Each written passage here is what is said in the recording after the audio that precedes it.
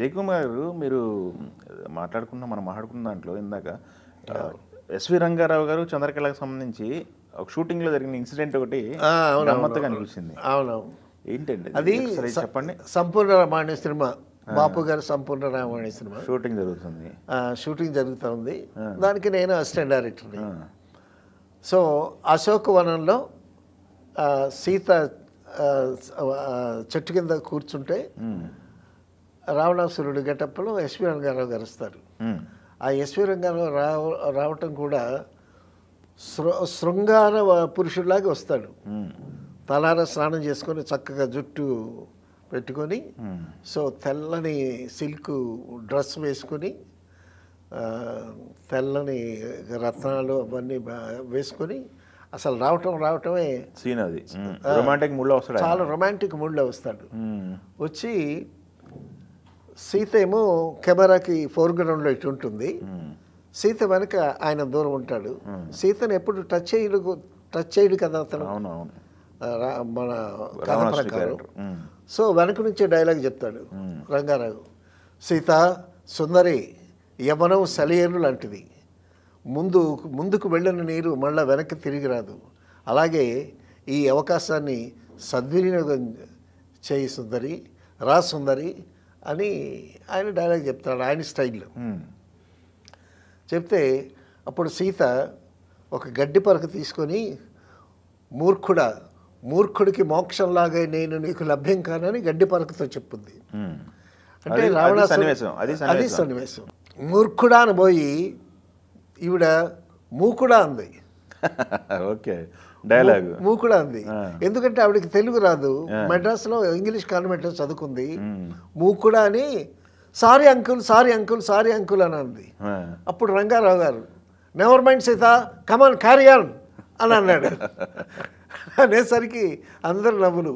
ఇంతలోకి art director వాలి గారు వచ్చి, ఏమయ్యా నువ్వు తెలుగు రావణాసురుడివా ఇంగ్లీష్ రావణాసురుడివా అని అన్నాడు. రావణాసురుడు ఏ భాషకైనా, ప్రపంచంలో ఏ భాష ఉన్నా సరే రావణాసురుడు ఒకే ఒక్కడా, అది ఎస్విఆర్ అని ఆయన అన్నాడు. ఎడిటింగ్ రూమ్లో మేము ఇదంతా ఫుటేజ్ అంతా రికార్డ్ అయింది. అప్పుడు ఫిల్మ్ కదా, ఆ ఫిల్మ్ వేసుకొని డైలాగ్ విని మేము సరదాగా ఎంజాయ్ చేస్తూ ఉండేవాళ్ళం. ఆ విధంగా ఎస్వి రంగారావు గారు ఇంగ్లీష్ చాలా బాగొచ్చు ఆయనకి. ఆయన షేక్స్పియర్ నాటకాలు ఆడాడు కాకినాడలో. చాలా అద్భుతమైనటువంటి స్టేజ్ పర్ఫార్మర్ ఆయన. భాష పైన పట్టుంది ఎస్వి రంగారావు గారు. సూపర్ అండి. సన్నివేశాలన్నీ కూడా అవునవును. సంపూర్ణ రావణ అంటే బాపు గారు కట్టు చెప్పకుండా నవ్వుతున్నారు ఆయన కూడా. నవ్వుతున్నారు. ఇలాగ ఫిల్మ్ రన్ అయింది. ఓకే. సో ఎడిటింగ్ రూమ్ వేసుకొని చూసే ఎంజాయ్ చేసేవాళ్ళం మేము. ఓకే. ఆ గెటప్లో రంగారావు గారిని చూడాలి. అసలు రంగారావు గారు గెటప్ వేసుకొని ఫ్లోర్లోకి ఎంటర్ అవుతుంటే ఇలా కళ్ళప్పగించి చూసేవాళ్ళు అందరూ. బాపు గారు, ముళ్ళపూడి వెంకటరమణ గారు, జమున, శోభన్ బాబు అందరూ అలా చూసేవాళ్ళు.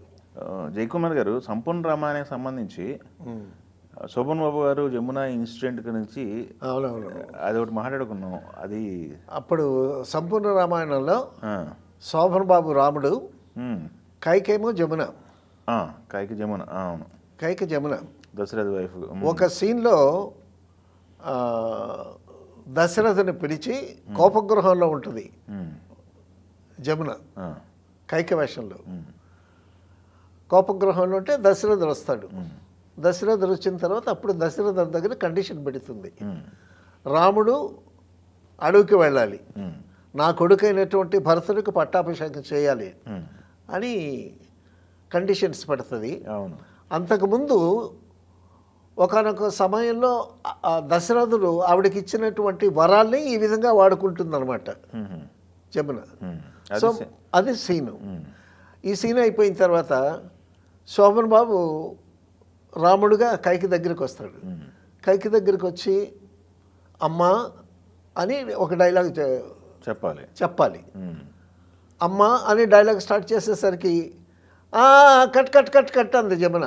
ఏంటమ్మా అంటే శోభన్ బాబు అమ్మ అంటాడు, నాకు అమ్మ అనద్దు. ఎందుకంటే అంతకుముందు కేఎస్ ప్రకాశ్రావు గారి డైరెక్షన్లో తహసీల్దార్ గారి అమ్మాయి అనుకుంటా. అందులో శోభన్ బాబుతో పేరుగా వేసింది జమున. Okay okay. శోభన్ బాబుతో చాలా సినిమాలు పేరుగా వేసింది.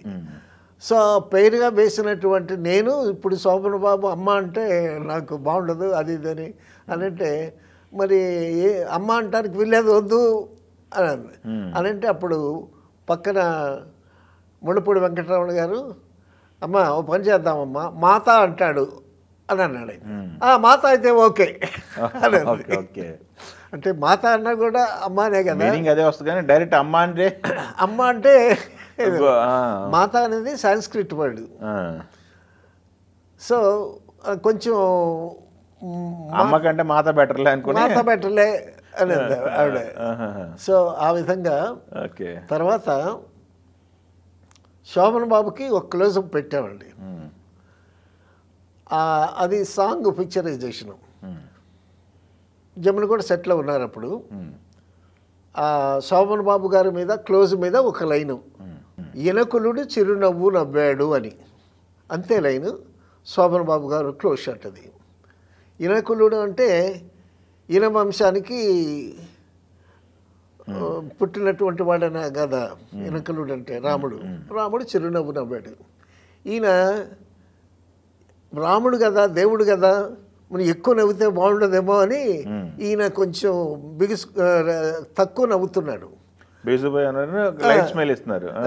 అనేసరికి జమున వచ్చింది, ఏమయ్యా ఈయన కులుడు చిరునవ్వు రాముడు నవ్వాడు అనే క్లియర్గా అందులో ఉంటే నువ్వు నవ్వవేంటి, నీ సొమ్మేమన్నా పోయిందా నవ్వితే అని. అవునా, శోభన్ బాబు గారిని ఇంత చనువుగా మాట్లాడేవాళ్ళ ఆయన కూడా దీనిగా అంటే నీ సొమ్మేం పోయింది అనేది తప్పు మాట కాదు కదా. రాముడు నవ్వాడు అని ఉంది, చక్కగా నవ్వచ్చు కదా అని ఆవిడ ఉద్దేశం అనమాట. తర్వాత మళ్ళీ నవ్వాడు. ఈ విధంగా చాలా లైవ్లీగా ఇంట్రాక్షన్. అంటే అప్పట్లో ఇప్పుడంటే ఒకళ్ళు కట్ షాట్ అంటే ఒకళ్ళు వెళ్ళిపోయేవాళ్ళు కదా, ఎవరు సెట్లో ఉండరు. ఎవరు షాట్ అంటే వాళ్ళు ఉంటున్నారు ఇప్పుడు సెట్లో, క్యారవాన్కి వెళ్ళిపోతారు. బట్ అప్పట్లో అందరూ సెట్లో ఉండేవాళ్ళు. సెట్లో ఉండేవాళ్ళు, కుర్చీలు వేసుకుని కూర్చునేవాడు, ఫ్యాన్లు గట్ట వేసేవాళ్ళు, ఏం జరుగుతుందో కనపడేది అక్కడ అబ్జర్వ్ చేసేవాళ్ళు. తను అలాగే యాక్ట్ చేస్తున్నారు. ఇప్పుడు జమునకి గుమ్మడి గారికి కైక దశరథుల క్యారెక్టర్స్ ఉన్నాయనుకోండి, జమున యాక్ట్ చేసేటప్పుడు ఈయన చూసేవాడు, అబ్జర్వ్ చేసేవాడు. ఈయన చేసేటప్పుడు ఆవిడ అబ్జర్వ్ చేసేది. ఆవిడ ఎటువంటి ఎక్స్ప్రెషన్స్ ఇస్తుంది, దానికి కౌంటర్గా ఈయన ఏ విధంగా రెసిప్రోకేట్ అవ్వాలనేది ఆ విధంగా రామారావు గారు కూడా సెట్లోనే ఉండేవాళ్ళు. ఎవరైనా యాక్ట్ చేస్తుంటే రామారావు గారు కూడా సెట్లో ఉండి అబ్జర్వ్ చేస్తూ ఉండేవాళ్ళు. సో రామారావు గారు సెట్లో ఉంటే ఇక అందరూ సెట్లో ఉంటారు, ఆటోమేటిక్గా ఉంటారు. ఓకే. సో ఆ పాత తరంలో అవును అలా లైవ్లీ జరిగాయి మొత్తం కూడా. అవునవును. Okay okay. ఇప్పుడు మొత్తం కూడా ఏ క్లోజ్ ఎవరు ఏ ఎక్స్ప్రెషన్ ఇచ్చారో మొత్తం డైరెక్టర్ మీద, అంతే కెమెరా మీద వారం. డైరెక్టర్కి చాలా కష్టం, ఎందుకంటే మీరు ఏ రేంజ్లో మాట్లాడారో రెసిప్రోకేట్ అయ్యే నేను అదే రేంజ్లో మాట్లాడాలి. అంతే కదా, ఆ రేంజెస్ గుర్తుపెట్టుకోవాలి. డైరెక్టోరియల్ స్టాఫ్ ఆ రేంజెస్ గుర్తుపెట్టుకోవాలి. నీ పేరు ఏం పేరు అని అంటే నా పేరు, అలాగా రేంజెస్ కూడా ఉంటాయి కదా. అవునవును. తర్వాత మీరు ఎంత ఎక్స్ప్రెషన్ ఇస్తారో దానికి కౌంటర్గా నేను అంత ఎక్స్ప్రెషన్ ఇవ్వాలి. ఇవన్నీ గుర్తుపెట్టుకొని డైరెక్టర్కి చాలా బర్డెన్ ఇప్పుడు. అదే డైరెక్టర్ల స్టాఫ్ కూడా చాలా కాషియస్గా ఉండాలి. సపోజ్ ఈ కౌంటర్స్ బ్యాలెన్స్ అవ్వలేదనుకోండి, మళ్ళీ రీషూట్ చేయాలి. అంత తతంగం. Okay, thank you.